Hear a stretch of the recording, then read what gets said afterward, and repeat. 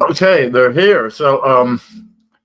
I got a box of the French Fiasco and the print version of the paperbacks, and so we're gonna open them. I gotta say, this never gets old for me. By the way, I'm talking funny. If you didn't know, I'm going through a treatment for tongue cancer. We think we got it, but I'm still recovering from the treatment. We'll find out later on if a month or so from now if we actually got it. But it makes it difficult for me to speak, and that's why I'm slurring and I'm talking. So I'm very self conscious about it. That's why I always point it out. All right, so uh, this never gets old. I remember when I wrote my first book, and I ordered author copies. Author copies are basically Amazon sells me the books at cost so I can sell them. I don't know why they do that actually.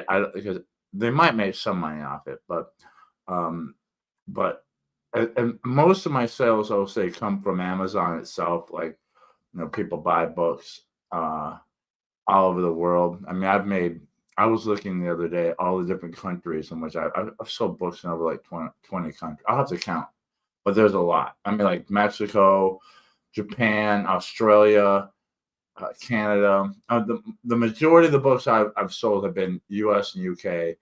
I think the third biggest market is Canada and then Australia because of these are English speaking countries and I write books in English. And one day I'd like to get translations at least into German, but I've sold books in Germany, Italy, blah blah. So anyway, um, I'm already getting off topic, but you would think that after I've actually written 8 books, but 6 of them are novels. And you would think that I would get used to this of like seeing it made flesh. And usually I see it, someone will buy it off of Amazon and will get it before I get my shipment of books. And Lloyd got, I think, the first book that I know of shipped to anybody. Well, the first person that I know, and he took a picture of it and put it on Facebook. And I always see a photo of Lloyd's copy before I see him myself. I'm always excited to see the picture of it, and then I'm always excited when I get my box, so I finally get to see him. So what we're gonna look at a couple things. Um, on Mexico, I think my last 2 books, I was able to do a wraparound cover because I had a painting that was high resolution. It was like over 2000 by 2000, whatever. Very high resolution to do it with. And usually what I do is public domain paintings and then create a cover out of it, right? Um, for the French Fiasco, I got a great painting. I forgot what it's called, but it's what I used was a cutout of a larger painting, and then a larger painting you have like there's like a French the they're like the Prussians are inside like a burned out building, and the French are outside of it, outside the window, and they're like hiding underneath the window and trying to fight through the window at the Prussians inside. And then outside, you see like this uh cart mule train of like supplies or whatever. So it looks like the Prussians have um what is called ambushed the French, and the French are fighting back. I like the cover because, or I like the painting because it shows the desperation, the French desperation. But the one I used and found a high definition copy of is just a small part of it. It's cut out most of the painting. So my plan was to get like the bigger painting and use and do a wraparound cover. Well, I couldn't find the whole painting in high resolution anywhere online. I even did TinEye, which scrubs the entire internet for versions of that of any kind of image, and I couldn't find one that was high resolution enough to do the whole wraparound. So unfortunately, on the French Fiasco, only the front has the painting on it, and then spine and the back are just black, like most of my books. Rampage and Perils and Blood for Blood are all that way. It's just Mexico and the Prussian Prince have the wraparounds, and I was hoping to do it with this. So we'll see. Another thing is, my first 4 books have matte finishes, which I really like, but I did glossy on the Prussian Prince, and the reason I did that is I noticed that the matte finish, which I do prefer, smudges easily, and I don't like that, and it mars very easily. The glossy covers don't, and I also felt like the image on the Prussian Prince lent itself more to a glossy cover, even though they say glossy covers are better for nonfiction books and mattes are better for fiction. I don't know. I mean, who makes these rules? I think these are more guidelines. So that's what we're going to look at. The other thing, and I hate doing this live because I'm going to get mad. Amazon, so the way the books work is they're print on demand, and so they get printed up and then they get boxed and shipped. Whoever is boxing them up is doing a terrible job. And I have every box I get, I typically have to send some back because they throw them in the box. They put like a strip of paper as if that's going to protect it, and then they bounce around inside the box as they're being shipped. And when I get them, I have bent corners. Sometimes the cover's been folded. There's all sorts of things happen. So a lot of times I have to like almost half the book sometimes. Sometimes it's just 1 or 2. So hopefully there aren't any damage. I'm not going to go through them all. And one time I opened up a box and some of the pages were blank. So I have to go through them all, make sure the covers aren't damaged, go through it, make sure that, that they didn't run out of ink when they were printing them. But that I'll do tomorrow. And then the other things I want to do tomorrow is I have 2 friends that wanted signed copies, Mike and Pam. Oh, that's Laura texting me. I'll get back to her. So I think Ann wants 3 copies and Mike wants 1. So I'll be boxing those up and shipping those out Monday. I have an appointment with a swallow therapist. If you didn't know, I'm eating and drinking through a feeding tube that's connected directly to my stomach because I have trouble swallowing. I'm beginning to get it back, but like I had like maybe 3 small teaspoons of pudding today, and that was a lot for me. Everything else is like I have to drink like or taking a formula that basically keeps me alive. My nutrition is just like this beige formula that goes into the tube, and then I take all my medicine that way, and even drink water that way. All right, so let's take a look. And by the way, so why do I get author copies? Because I do a lot of shows and signings and things like that. So I always like to keep a box of them around. I usually get a box of 20. And then when I get down to 10, I order another box of 20. So kind of my rule of thumb is to have anywhere between 10 to 30 copies. I don't want to have too many copies on hand, but I do keep an inventory. Sometimes I have more if I know that I have multiple events, because it usually takes about 10 days when I order a box of these for them to ship them to me. So, ooh, that could have been bad. I dropped my knife here. So, the worst thing that can happen is that oh, look at this. They did a good, they actually, wow, they gave a damn. Holy cow. I don't know if you can see this, but all right. So here's some not only do we have this wrapping here, but this but they actually put the dividers in there. I'll tell you something else. I'm getting smarter too. When I first started ordering or designing the print copies, I was going for the smallest size possible because I thought it would save me money. Or save my customers money. It doesn't, because if the smaller the dimensions of the books, it creates the more pages it creates. So what I'm trying to say is, for the amount of words on the 6x9 format, they can put more words on a page. So your page count drops. So basically, like Blood for Blood is 119,000 words.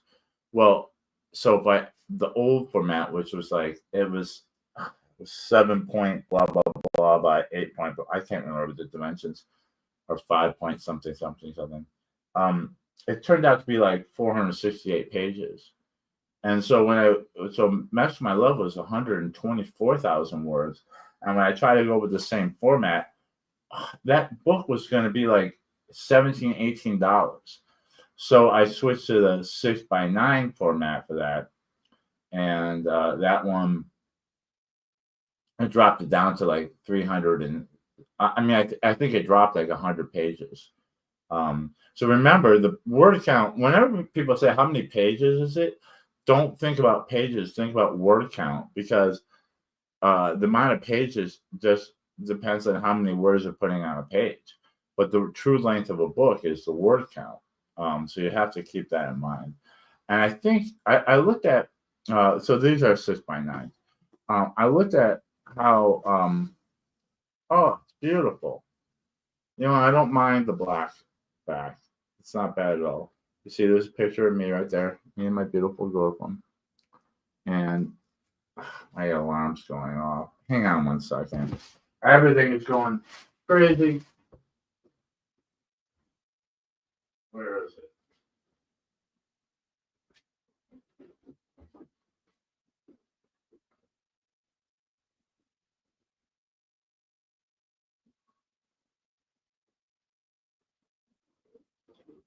All right, that was just my alarm to take drugs.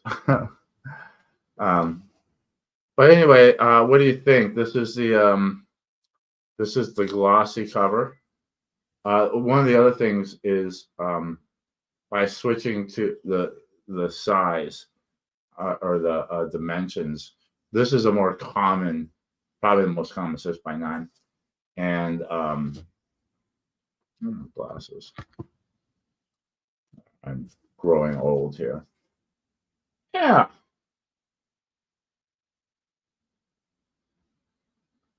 Yeah, they're beautiful. It's a great book too. I mean, it really is. I feel like I've outdone myself. My writing is getting better and better and better. I'm still, I'm gonna be.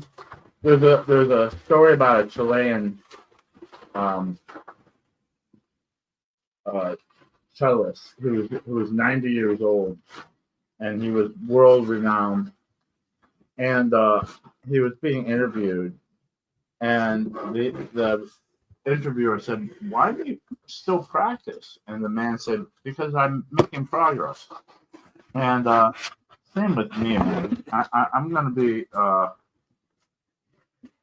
feel like my writing is getting better with every book. I mean, I'm proud of all of them, even my first one. But I feel like my prose is getting better, and I still have I'm working on things. I'm working on getting better all the time, and I hope it shows in the books. I'm very proud of these. Mike, and if you happen to see this, your copies are going out Monday, right after my swallow therapy. My friend Jack, who has the same immature adolescent humor as I do constantly makes fun of me of that I go to swallow therapy and I have a swallow therapist. So after that appointment, I'll be going to the post office and getting those in the mail. And then I don't have any events right now that I can think of that I'm invited to like put my books out. Let's see. I know I'm going to be at the what is it?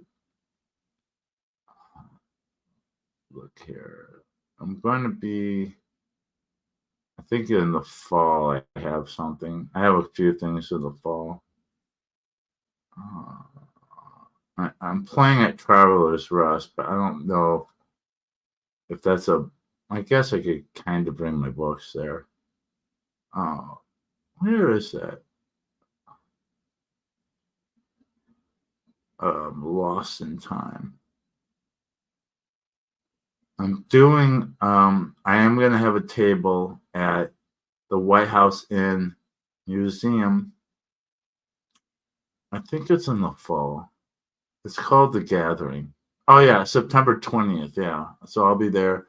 But like I said, I've had times where people. Let me put these mics up here so you get a better, maybe get a better audio quality here.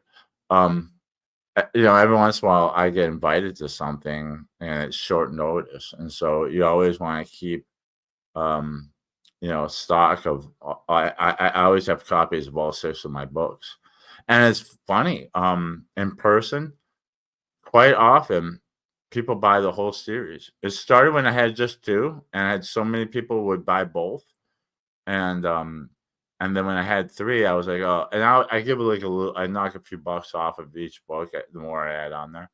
But when I had just 3 books, people were buying 3. When I had just 4, they buy all 4, and now they're buying all 5. We'll see if people buy all 6. I saw all 6 for $65, which is a deal. It's basically taking, um, you know, some money off of each book after the first one. And these are 14, by the way. And also every once in a while, I have someone who says, um, "Hey, I would like to buy."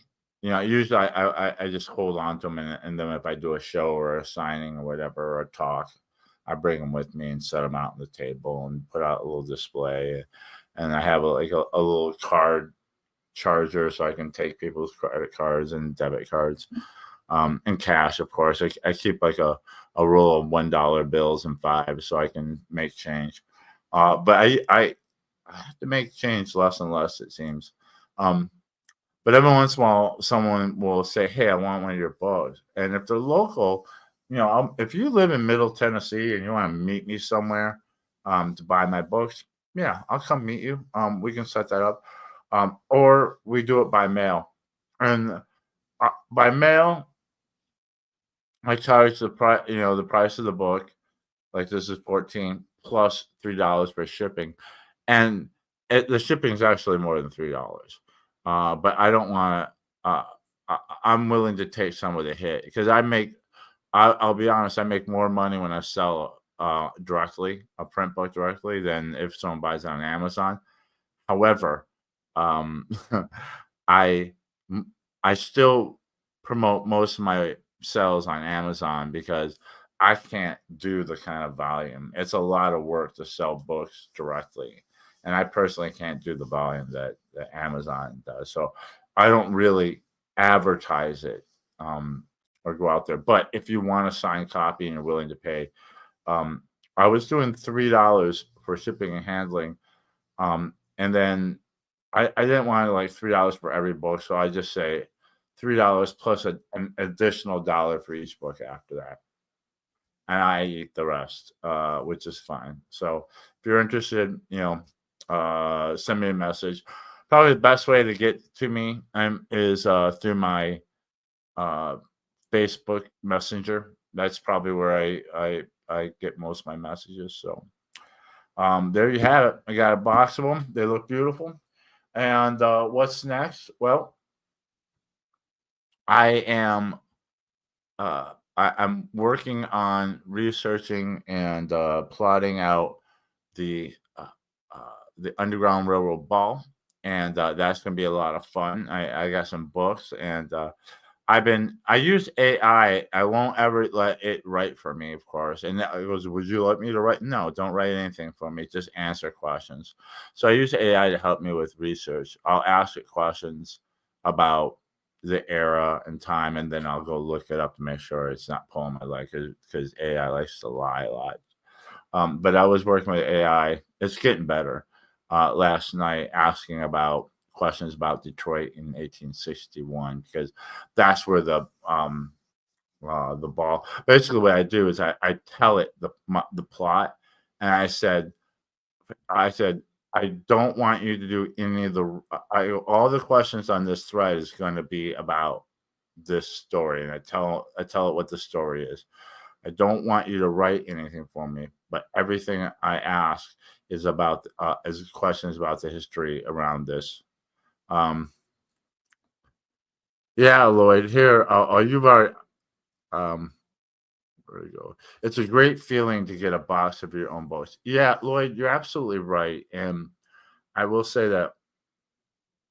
The biggest thing is, and Lloyd knows this. I don't know how long it takes Lloyd to write a book. I think you're a faster writer than me.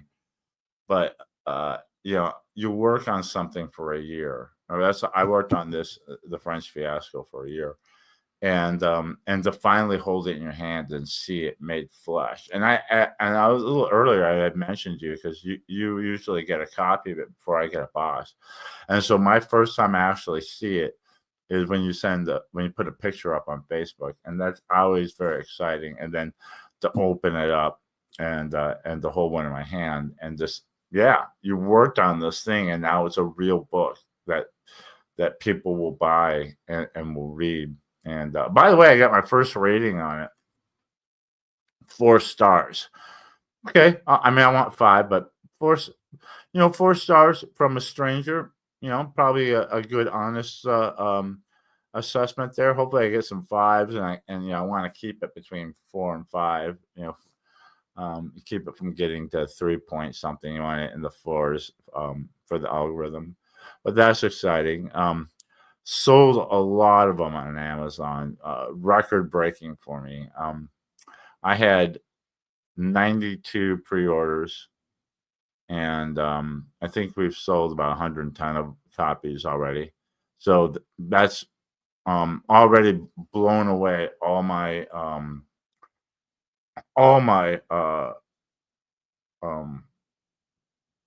launches. It's the best launch ever. Um, it's the best first week of a launch.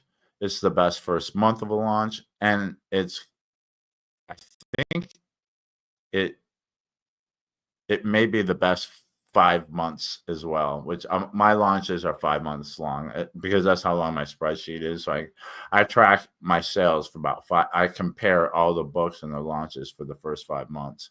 I do the first 5 weeks comparison, and then the first 5 months. And so right now it has beat first week, first month, first 5 months. Will it be second week, third? That's it. In the individual weeks and months, we'll see.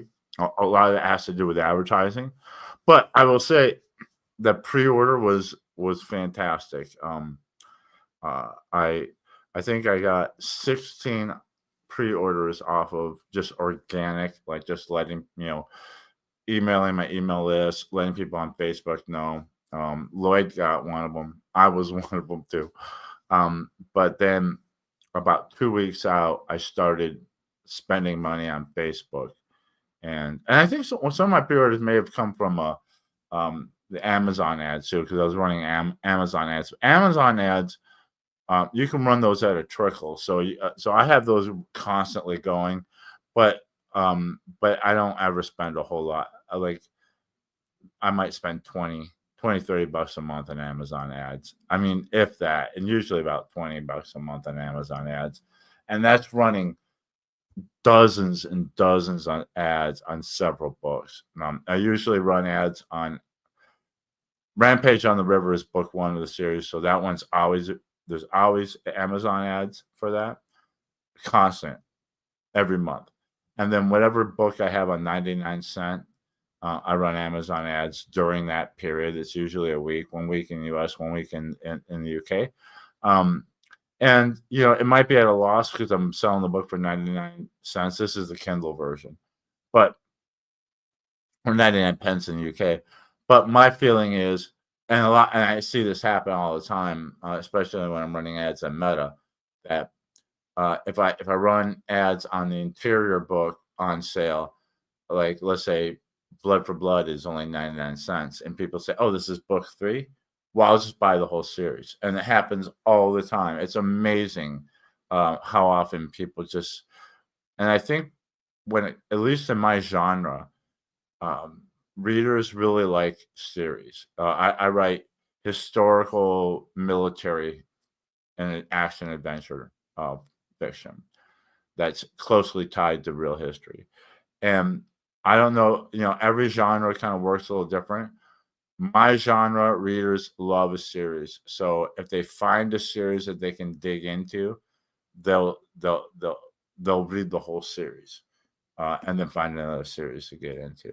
So that really works well for me. And so, like I said, a lot of times, if one of those books in the interior is 99¢, they're just going to buy the whole thing. That's great. And but like I said, when I launched the pre-order 90 days out and just put out organic, hey, this is on Facebook, on social media, and on my email list. I got up to 16 pre-orders, and then the last couple weeks I ran ads on Meta, and I was running a maximum of $5 a day in the US, $5 a day in the UK. So I was spending $10 a day. For not all of 2 weeks, because I ran it for a few days, and then actually it was more than 2 weeks. It was maybe a month out. I think about a month out. But I ran them for a while. I was getting a bunch of pre-orders, and then the Prussian prints finally went on 99¢. So we did 99¢in the US and 99¢. in the UK. So I stopped the pre-order ads and ran Meta Facebook ads on 99¢. in the US for a week, and then 99 pence in the UK for a week. Sold a bunch of those books, and once again, people are buying the Prussian prints and saying, I mean, not everybody, but they were buying. But there were a lot of people who were saying, "Oh, this is book 5," and and I always say, you don't have to read the whole series to enjoy this book. Every book is designed that if you don't read anything else, you can read that book and you'll understand, because I put in like back information on a need to know basis. So I don't bore you to death with everything that happened. But if it has something to do with the plot in the current book, then I'll let you know, and I'll do some kind of, I do it in a way that I think is entertaining and not bogging people down with the information dump. So, but once we were done with the 99¢, 99 pence special on the Prussian prints, I went back to running pre-order ads on the French Fiasco. And the one thing I do too is for pre-orders, I run at 99¢, and 89 pence in the UK. I'm not going to get into the why it's 89.99, but I'm able to, the 99¢, or the 99 pence things can only be done in the US or the UK, and you can't go lower than that. But you can set the price wherever you want. So what I do is I set the actual price of the books all over the world, so you can get it for whatever that equivalent is. Like, for example, I got a pre-order in the Netherlands, or wherever you are, Japan, Brazil, it's only whatever that is in your currency, 99¢, whatever the equivalent is. So I ended up getting 99 or 92 pre-orders, and it was great because people are getting those the day it comes out. So like it shows up on my my dashboard as selling like 40 copies the day before because their day starts before my day. So it goes on my dashboard. It shows that I sold 40 copies the day before, 52 the next. Actually, if it was 40 and 50, I'm like, what about the other two? Well, I guess it just took a little while for those to get delivered. But in the end, 92 sales. But then I started making sales after um the pre-order people. Oh yeah, it was $4.99. So the book, so on those ads that I put out in the US and UK, I say in the ad, hey, pre-order special, it's only 99 cents. It's going to be $4.99 when it comes out. And on April 16th. So I think that got a lot of people say, well, hey, I might as well get it now for 99 cents because it's going to be, $4.99. And the other thing I do is I don't run once a new book comes out. I started doing this with the Prussian Prince. I don't run any specials on it until a new book is on pre-order. So now that the French Fiasco, because I don't want the people who buy on pre-order to feel like, well, why did I do that when he was just gonna run specials on it anyway? All the other books go on 99 cents, 99 pence specials, but the new book, it stays full price until the next book goes on pre-order. So for the French Fiasco, we ran it at 99 cents pre-order special, and then for 90 days, and I advertised it, and then it went to $4.99 when it came out, and then let's see, it's up to, I haven't checked lately, but I think I've sold 110 copies of it on Amazon. So 92, I can't do math very well. 102, so 18 copies at full price. And oh yeah, and what happens is a couple days later, after the pre-orders all get delivered, all of a sudden I get this big a whole bunch of print orders because all the people ordered it when it came out on print, and print you can't discount at all.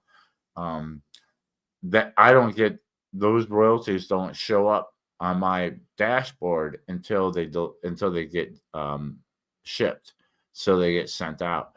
So all of a sudden, like one day I woke up and I had like a whole bunch of print copies that went out.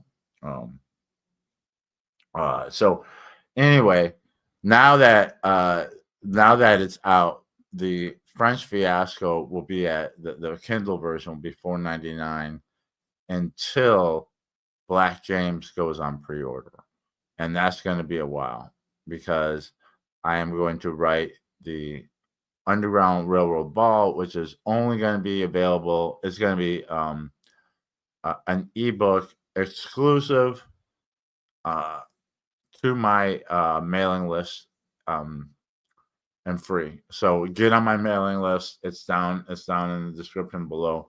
And then once I get that, I'm hoping to have that done, like delivered, everything done in 6 months. Once I start it, May 16th. Once that's out, I'm gonna take about a month to just work on.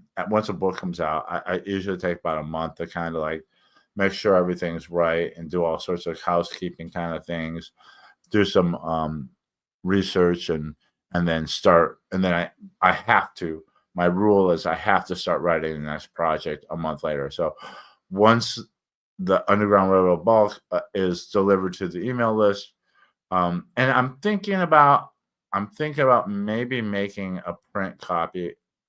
I don't know if I want to do that. Make it available, but the digital's only. That might be too confusing. But once that's out, take about a month, and then we'll start the Black James book. The story, I have it pretty much plotted out in my head how it's gonna go. It's the story of Black James. He's the pirate in Mexico, My Love. He's also the father of Elijah and Liza that's in the trilogy. And it's going to start with either his father or his grandfather in Africa, and it's going to go all the way up into James becoming the pirate that we see in that book. And then after that, I got 4 more Carl books, the Carliad. We're gonna go all the way up to World War One with that.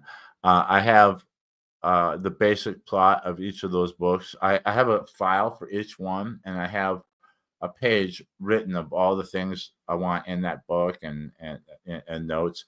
And I have a lot of things worked out. In fact, yesterday, I don't know if I'll ever get to this, to tell you the truth, but I have a French Revolution book that I'm gonna write, and it's a really good plot, and I think it's something that no one else has done.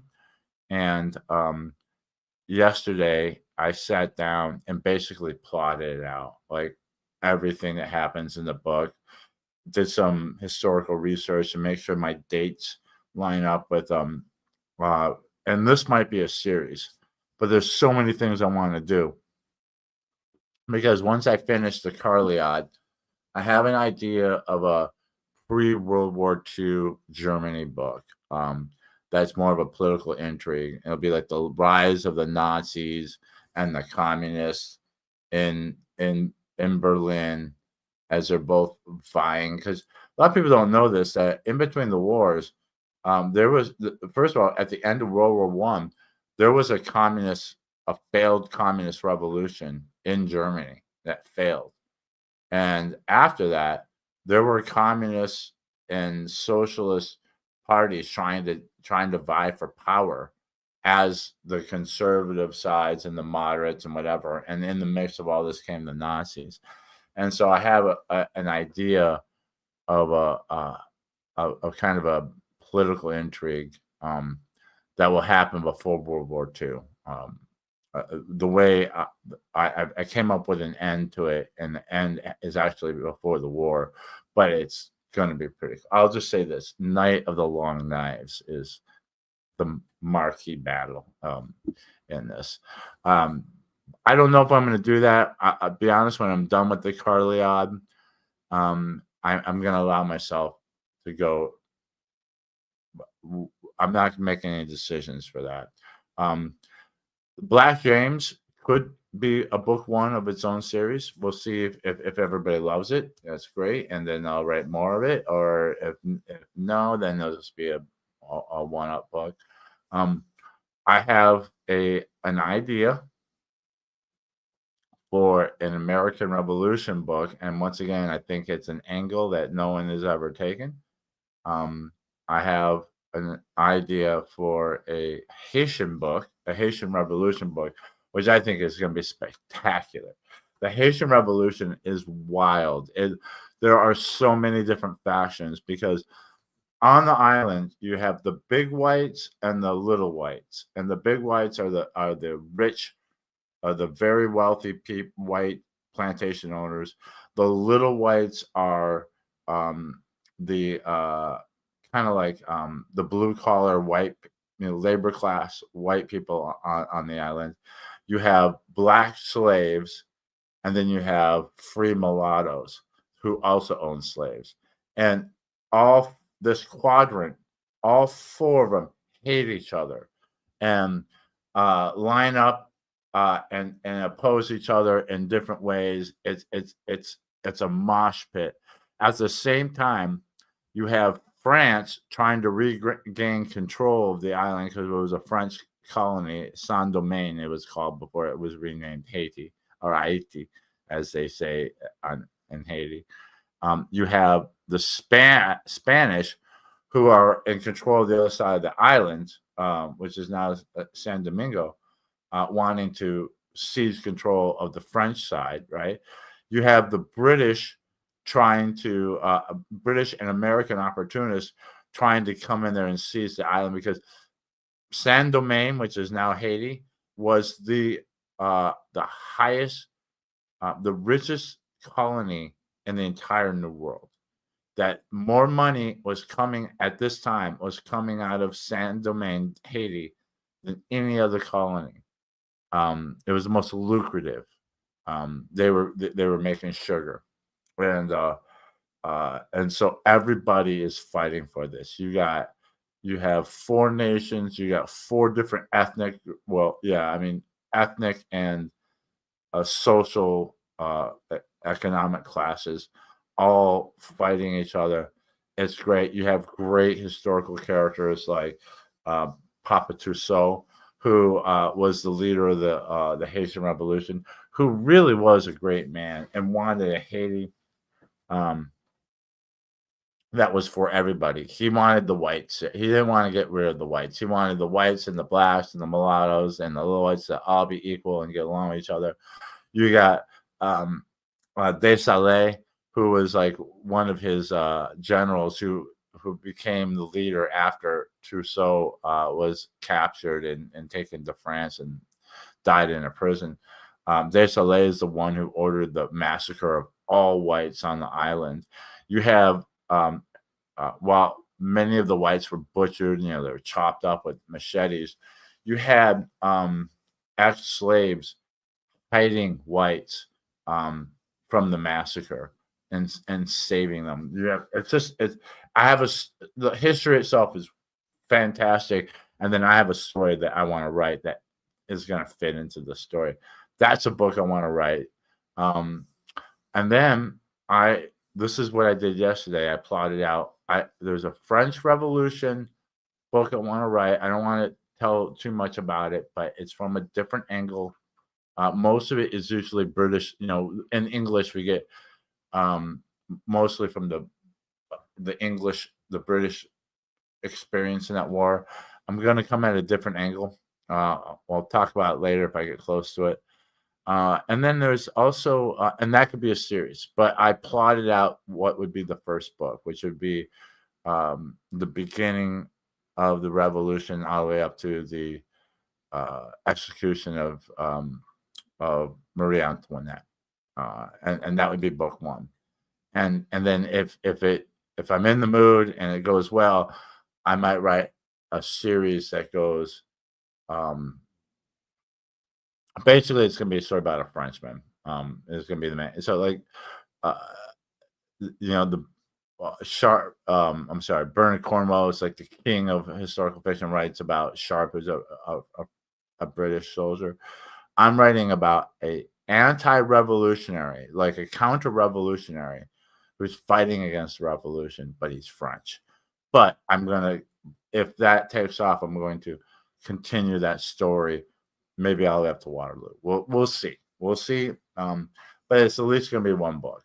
I might tie that into the Haitian Revolutionary book. I thought about that today, about how I could actually put those together.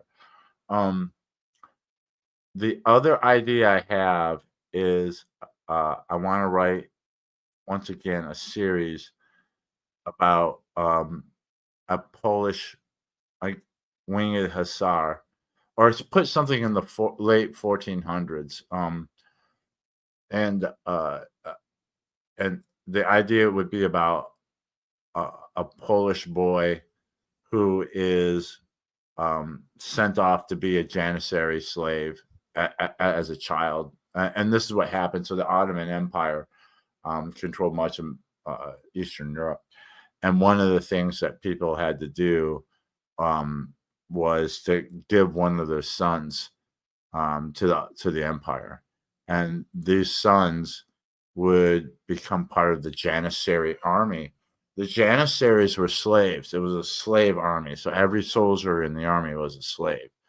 But it's wild because, it's brutal. They're whipped and they're trained and but they become these amazing warriors.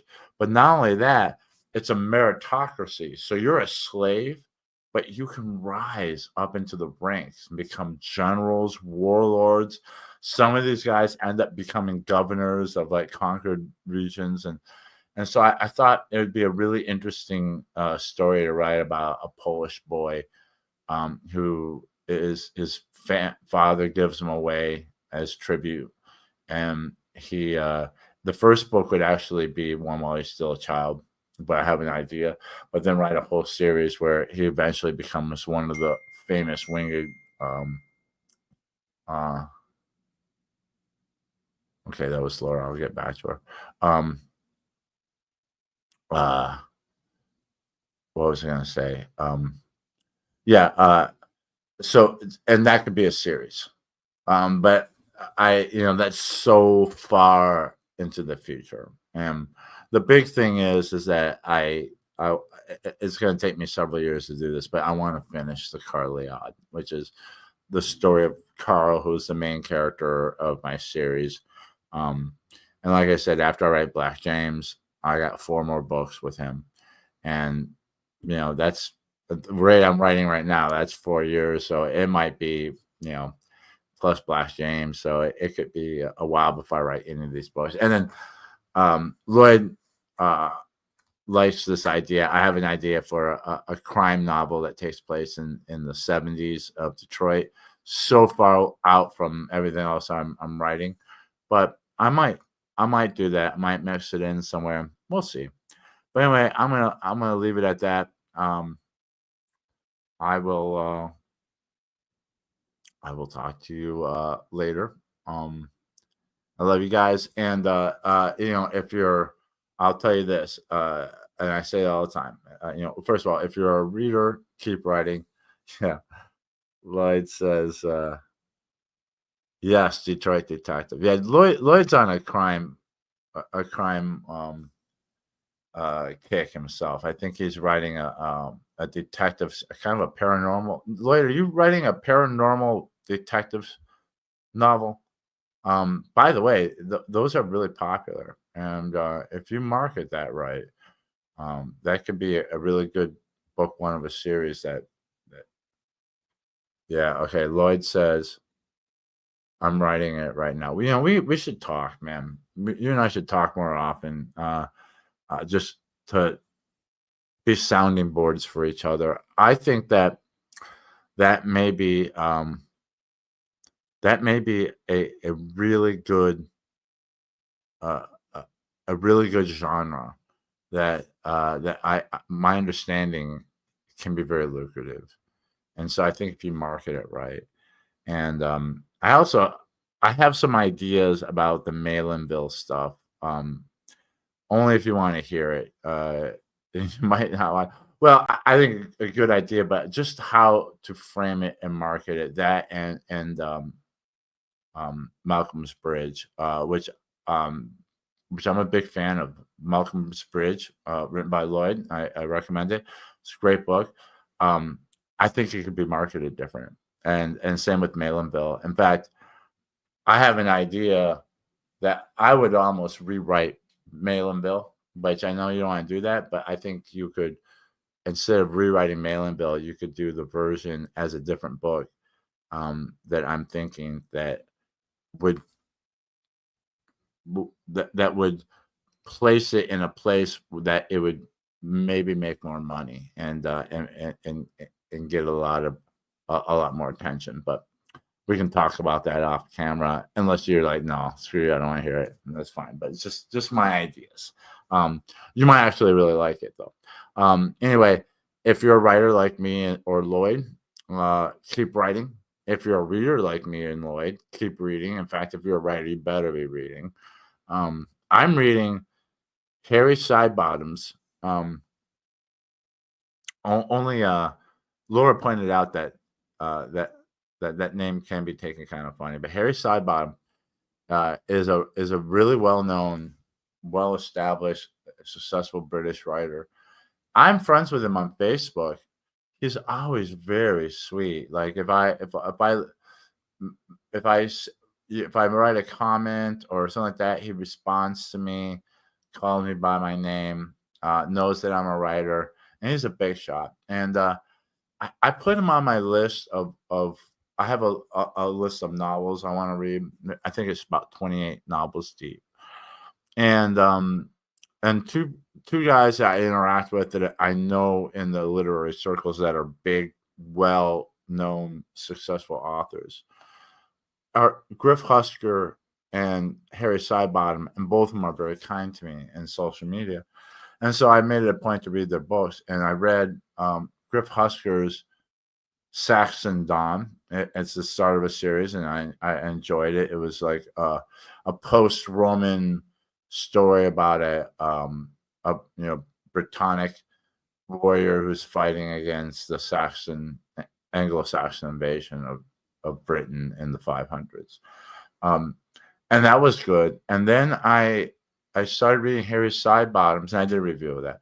So now I'm reading Harry Sidebottom's Fire in the East, and it's a Roman book. And I'm not a big Roman guy, but Roman books and stories are like basketball to me. Like, I'm not a big basketball fan, but if I sit down and watch a game, I get into it and I enjoy myself. And that's the same thing with the Romans. Like, I'm not a big Roman guy, and I don't think never say never, but I don't ever see myself writing a Roman book. But excuse me. But knock on wood. But I started reading this, and first of all, Harry's style is different from, as you can tell, author to author. But I'm really enjoying this book. It's very well textured and great characters, and it's about the main character is he's a German, and Rome did this all the time. They would take the sons of Germanic tribe leaders or petty kings and hold them as hostage. So if that Germanic tribe leader or king or warlord does something the Romans aren't happy about, they kill his son, right? But at the same time, they raise that kid, they educate him, they usually give him a military training. And so there were a lot of like Germanic, Germans basically, who became high-ranking Roman officers. And so this is a story. And so I don't know if he's a true character, but the battle that's in this book is true. So this is in like the 200s AD, 3rd century AD. And the Persians are a constant, they keep changing over and over. Yes, I do daydream about the Rome. You don't daydream about the Roman Empire or basketball. No, I don't. I'm more about the 19th century and Prussians and baseball for me. All right, Brian. So the story is in the beginning, this guy, and I don't know if this is true or not, but I know that Maximus Thrax was emperor and he was assassinated. He was killed by his own troops. And so the book starts out where it's this German guy, he's a kid, and he is sent out by others to kill the emperor, and he does. And that's like the prologue. And so the book, like, whoa, like this scene, they're at a siege. The Romans are laying siege to a town, and this German who's been raised by the Romans is sent by other conspirators to kill the emperor, and he does. And then now it's like 20 years later, and I don't know how much longer it is, but now there are new emperors, dual emperors. I can't remember their names, and this is true. I looked it up. And during this time, so the Persians are the people, and they come in the form of Phoenicians, and then the empire falls, and then there's the Parthians, and now they're the Seleucids, the Seleucid Empire. They're still Persians, and this big ongoing fight between the West and the East, basically. And anyway, he is sent with a small force out to like the very edge of the Roman Empire, to a city in Syria. And this is the very frontier of the Roman Empire. And basically what has happened is that the Seleucids are threatening the Roman hold here. And so he's got to go there, raise forces, take control of the town, take control of the forces there, and prepare for an attack, and hold off the Seleucids, the Persians, until one of the emperors is able to muster a large enough force to come and relieve them. So I won't tell you. I accidentally spoiled it for myself looking at the history, and I found out what happened. But this story is great, and some people complained in the reviews that the first half was slow. I didn't think so. I thought the first half was excellent, because it builds this character. You go through the journey he goes through. Like he goes out there on one of those Roman. I don't know how to pronounce it, but it's one of those Roman, battleships where they have like 80 guys down below rowing it. And they're all soldiers, they're not slaves. It's the actual soldiers. It might be like 150 rowing it. I can't remember, but they get in a fight with pirates, and then he's got to they come to shore, and then they have to travel all the way out into the desert, into Syria, onto to this walled city on the Euphrates, and then he's got to, and there's like spies that are within his ranks that are spies answering directly to the emperor. There's saboteurs. He gets there. There are officers or Roman officers that don't like him because he's a barbarian. He's of German descent. He's got to kind of deal with all these personalities as he's trying to build up the defenses for the Persian. They have, because the rainy season is coming. The Persians will have to wait till after the rainy season before they can, come out there with their cavalry and their big siege engines, whatever.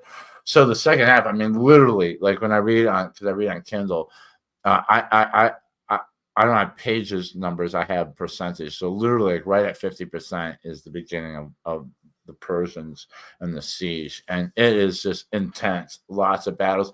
But what I'm happy is that it's not just like guys I don't know. He built up all these characters, so I understand who they are and all the intrigues and all the struggles, not with just the Persians, but with the conflicts with the people within. So it's a great story, and it's the beginning of a series. Harry Sidebottom, man, now I know why he's a big deal. So I'm really enjoying that book quite a bit. And then I don't know what I'm reading at. Oh, I know what I'm reading, and I sometimes. I read them in order, but every once in a while I bump something up. Bernard Cornwell, who is, I call him Papa Cornwell because all his authors are trying to be like him. Even the ones that are successful, we all grew up reading Sharp books and Uhtred books, and so he had a Sharp book that came out I think last year. And he's got a new one coming out this year, and his Kindle books are like $12.99 for the Kindle book. I'm not paying that much money. I can't afford it right now. I mean, I can afford 12, but what I'm saying, I don't have disposable income. But the last book is at the library, so I'm like, okay, I'm gonna read his last book, and I'm a big Richard Sharp. The Sharp series is about a British, like I said, a British soldier in the Napoleonic War. It's great. I love Bernard Cornwell. It's like he is the Stephen King of historical, military, and action adventure fiction. So all of us are clones of Bernard Cornwell. He's the guy. He's the guy to emulate. So I'll be reading that now. So anyway, I've been saying goodbye for like 20 minutes now. If you're a reader, no, keep reading. If you're not a reader, start. If you're a writer, keep writing. And if there's a writer out there that you like, give that guy or gal a 5-star review, or just 5 stars if you can, or whatever. I just got 4 stars. My first, no review, but my first rating on the French Fiasco, 4 stars. Hope I'm gonna get some 5 stars to get the number up. And if you can, write a few lines. That person gave me a 4-star rating. I'd like to know. I would love to have heard them say, hey, this is what I like. I kind of didn't like this, or whatever. It's good feedback. But also, writing a few lines helps the algorithm. Giving the ratings. You want to keep your rating above 4. I've heard once you have over 100 ratings, it helps move the book more with the algorithm. I think Rampage on the River now has over 100 ratings. And having something written there helps as well. So that's it. Happy Saturday to you guys. I love you. I'll be back sometime next week. I don't know what. Maybe that Harry Sidebottom review. We'll see. I'm about 62% to it, so I'm reading a lot faster than ever. It's because I'm made it a point to read one novel after the other constantly now. So you do anything, you get more efficient at it. So I'm burning through books faster than I used to. It used to take me about a month. Now it's taking me about 2 to 3 weeks, depending on the size of the book too. Griff Husker's book was like 220 pages. This is like a 500-page book. So we'll see. Anyway, I love you. Have a good night, and see you on the next one.